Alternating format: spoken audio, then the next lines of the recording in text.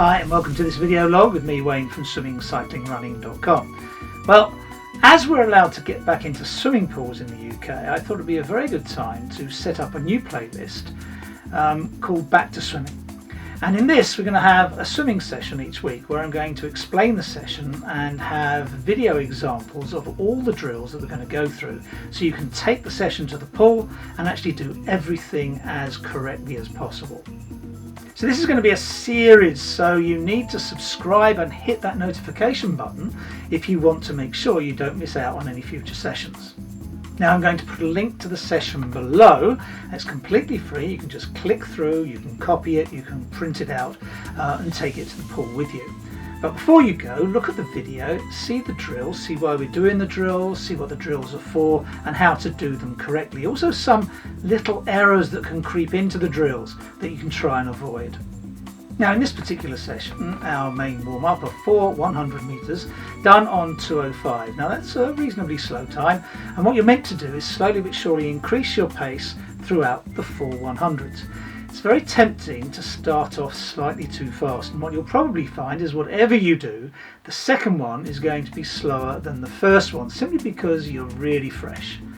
From that point on though, please try and make sure you slowly but surely increase pace as to slowly but surely decrease pace because you've gone off too quickly.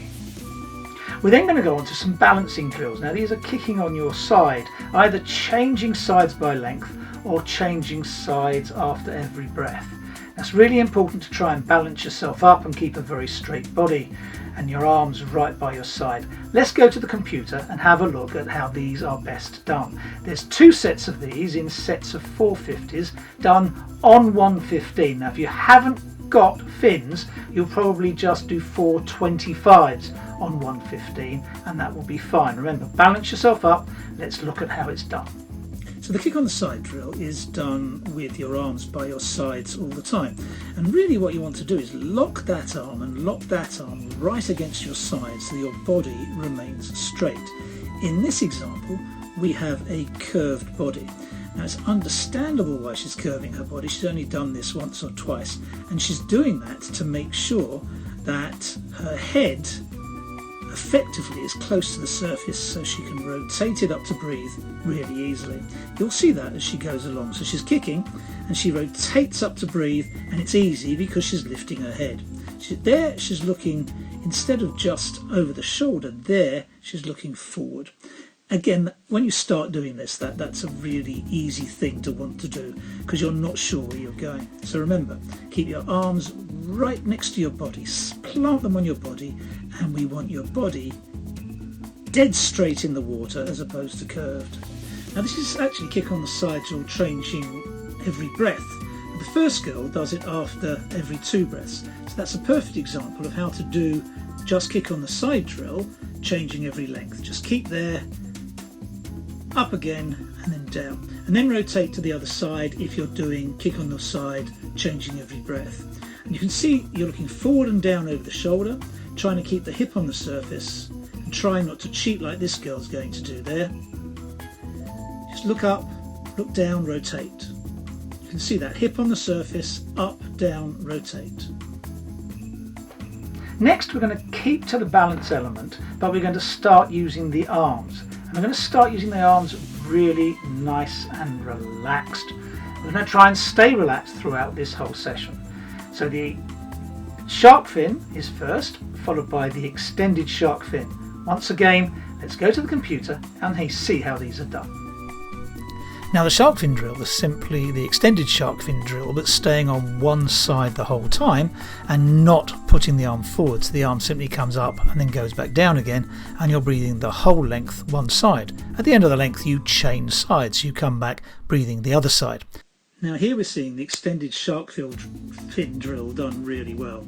You can see the arm rises the first time and it goes back, then it comes up and forward the second time, up and back down, up and forward.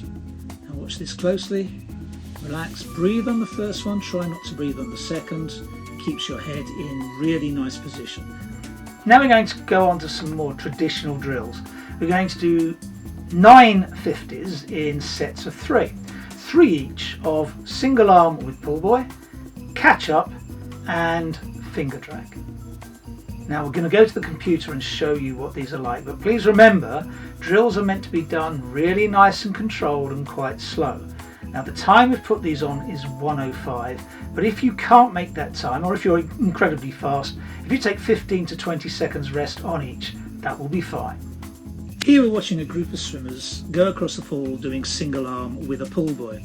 Now you're holding the pull buoy in one hand and the other arm is stroking. At the end you're going to change sides, so you'll come back with the other arm doing the single arm. Now looking at again the front swimmer, let's just stop it there.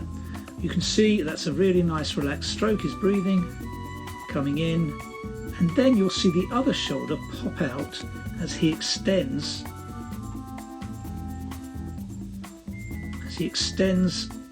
the stroking arm beyond the other arm. So he's actually reaching forward down the pool and rotating to the other side with his hips and his whole body. That's hugely important.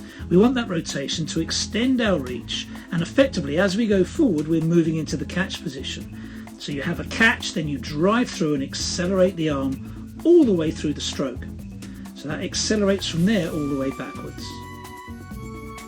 Catch up should be done with one hand on the surface, the other hand joining it at shoulder width. Grab the catch, drive back, there. Catch, back, there. Side, catch, there, catch, there. Here we're looking at the finger drag drill, done with a few people across the pool in different levels of correctness. Now the leading swimmer here is doing it really nicely. You can see that it's so nice and relaxed and the body's nicely rotated, so you can get a really nice high elbow, a nice finger drag all the way to the front. Now we really do, I can't stress on you enough how much you really want to have a finger drag all the way from the back to all the way at the front, and you can see it here, all the way from there all the way to there as the arm goes in. It's hugely important. That's really nice and relaxed. Here we have a closer view of someone doing finger drag. I want you to watch something really closely. Watch the lead arm. Now you can just about see it here. It's there, and that will stay there until the other arm comes right by the shoulder. You can see the lead arm is there and it stays there. It's still there. You can still see it as the arm passes the shoulder, and you should really try to do that with finger drag. Try and retain the leading arm forward. You can see it there again, leading arm, and the other arm's just coming past the shoulder, and that's when you can release it. It makes the finger drag really smooth and makes you very balanced as a swimmer. So try and do that when you're practicing this drill. Now we're ready for our main swim of the day. And although this is our main swim, this is a back to swimming session. So we're going to retain the element of really nice controlled swimming. And then what we're going to do is we're going to try and pop in a little bit of race pace swimming. Now we're going to do a 100 metre, a 125 metre, a 150 metre, 175 metre and a 200 metre swim. But with all these swims, the first 3 lengths is going to be a really nice and controlled finger drag swim, so that you're practicing really good technique. The remainder of the swim is going to be up to your triathlon race pace. So you're trying to up the speed, up the effort for first 1 length, then 2 lengths, then 3 lengths, then 4 lengths, then 5 lengths. Now remember, with these swims we're trying to maintain control. We're not trying to beat the pool, we're just coming back to swimming. So slowly but surely we're going to increase over the weeks the amount of race pace swimming we do. But at the moment we just want to introduce it in small segments so that you're nice and controlled and you don't lose your swimming form. Now after that, all that's left is a swim down. I've put in 150 metres, but if you want to you can do 200 metres if you have the time. So that's a 1 hour session which should have taken 55 minutes of actual swimming, and you've done 2,500 metres in total. That's a really nice start to being back in the pool. Any questions, any comments, please put them below. I'll always answer them when I can. Okay, so that's our first session back in the pool. See you on the next one.